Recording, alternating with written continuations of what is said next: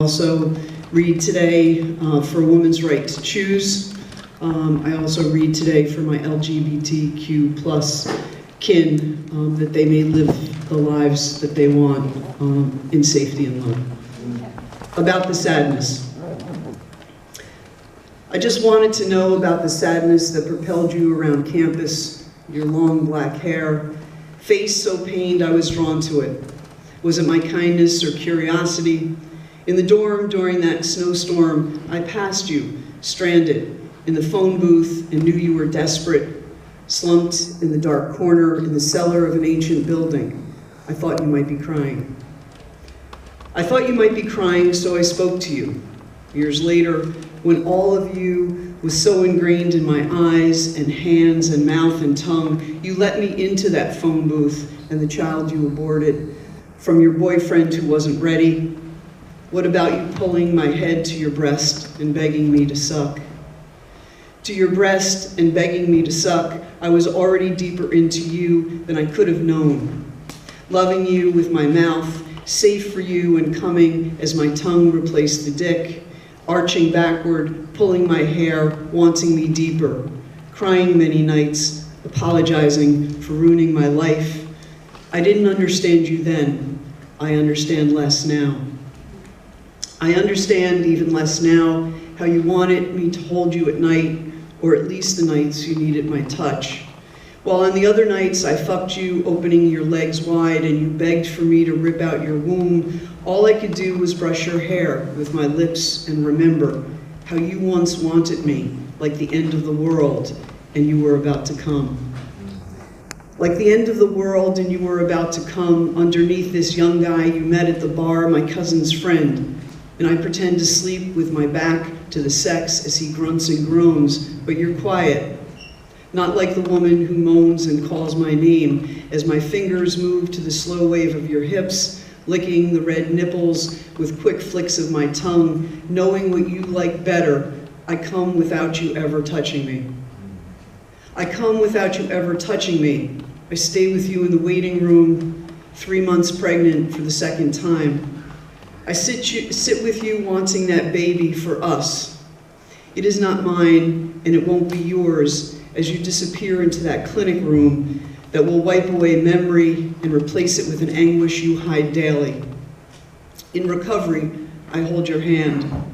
You don't hold back, unburdened of the little love you had left. Of the little love you had left, you buried your body close to me for comfort I longed to give you, already past the time when either of us could feel. Later, I found you crumpled over the toilet, crying for the embryo lost in the blood, the baby they failed to take in the botched abortion, the child I flushed. You crawled into my lap on that cold bathroom floor to say goodbye in heaving sobs, pleading for me to always love you, frightened. I just wanted to know about the sadness. Mm-hmm.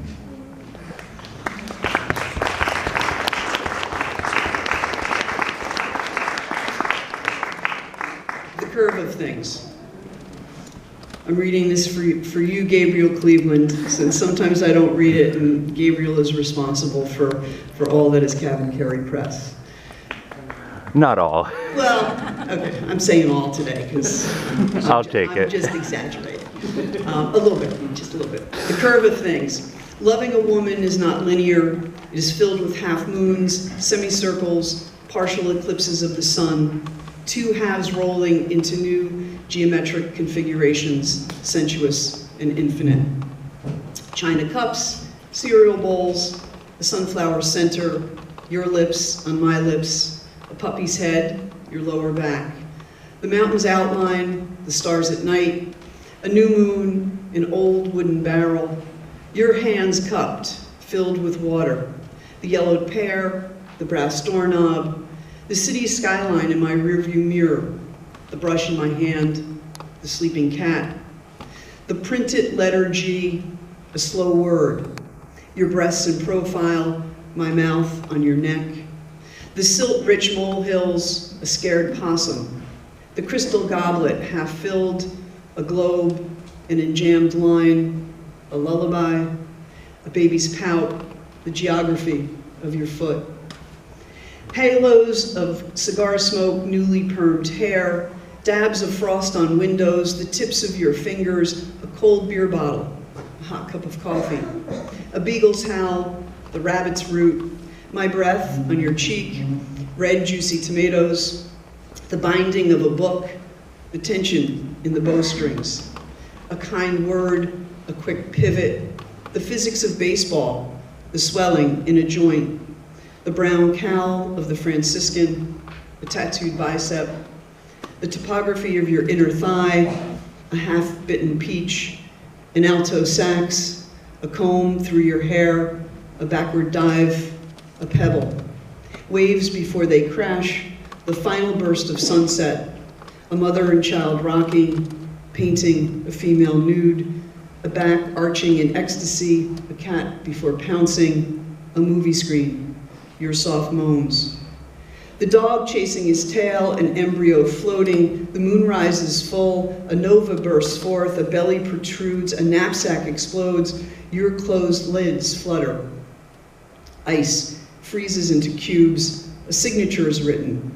Bristles stroke a canvas, a scar under your chin, Brancusi's birds.